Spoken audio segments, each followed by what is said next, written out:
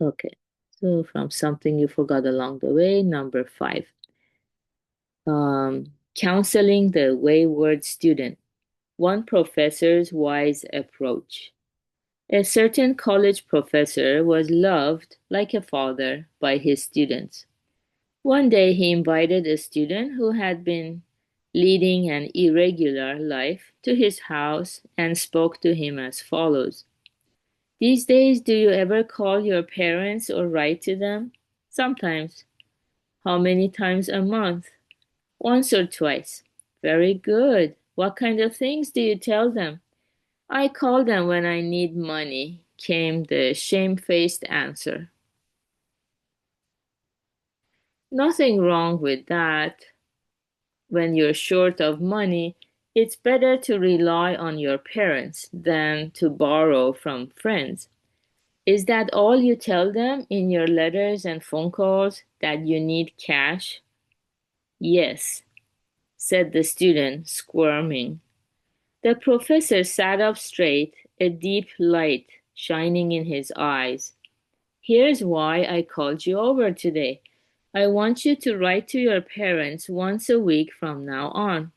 Tell them anything, that you got up early, that you had cereal for breakfast, or pizza for lunch, or Chinese takeout for dinner.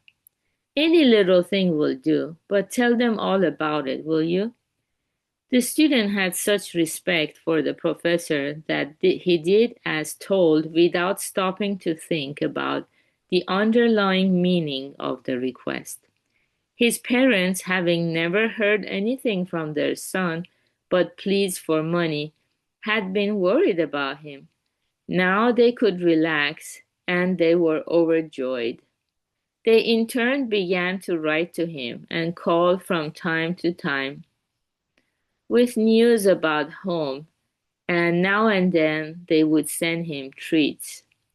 The student had been partying hard, but because he couldn't always lie about his behavior, he slowly changed.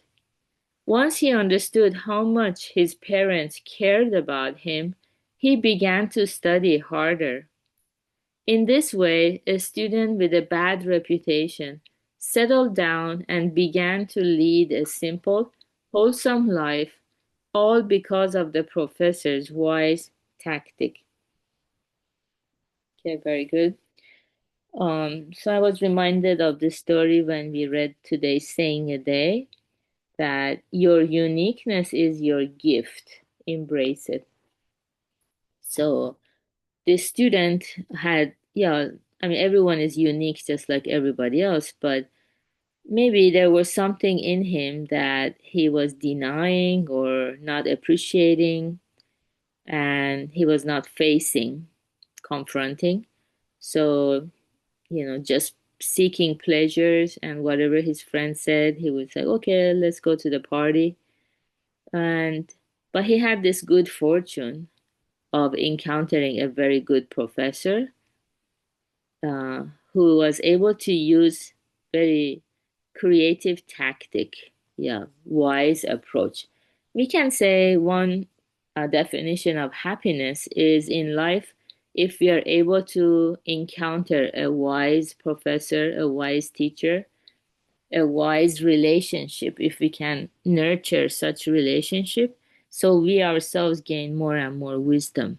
I think that's one definition of happiness, which is so obvious in the story. Uh, yeah, we owe our life to our parents. So even if they were not the perfect parents, like nobody is, there are no perfect human beings out there.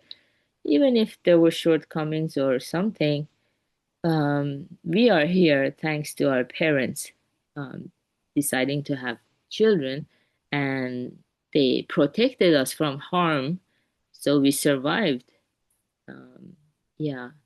So as we write to our parents, as we visit them or we make phone calls, as we bring to their mind the hardships that our parents have gone through for us, this is a very good karma of the mind to cultivate that gratitude.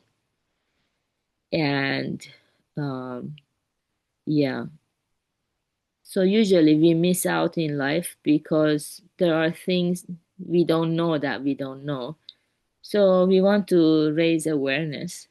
So this area is very important in Buddhism to, yeah, write to parents or visit them or listen to them, understand what they might need and how we can provide support. And so this, in this case too, the student, when he wrote about his daily life to his parents were able to relax. So that's a very good effect. They were overjoyed. And so they too began to write to him and call from time to time. So a relationship became strengthened between them. Something beautiful is blossoming. Yeah. So there are so many beautiful flowers that can blossom in our lives, but we just don't know what blossoms they are, what we are missing out. We don't know that. So listening to the Dharma is helping us cultivate gratitude to the nth level. And this is just the starting point. We cultivate gratitude to the farmers who grow the food, grocers, the truck drivers who bring it to the supermarket, cashiers, our employer, um, the income we earn, the job we have to be able to pay for those expenses. Yeah, so gratitude. So our uniqueness, something that maybe we didn't like, maybe initially we felt we were so different from others. Why am I like this? It turns into sweetness and something beautiful. It doesn't matter where a person starts from. Yeah, just encountering a great teacher who cares and has wisdom to guide the individual to happiness. So, good job, everyone, for being here, practicing this meditation, helping us lead a simple, wholesome life. And hope you have a wonderful Sunday. Take care. Bye. Thank you, Beta. My pleasure, Gary, and everybody. Have a good one.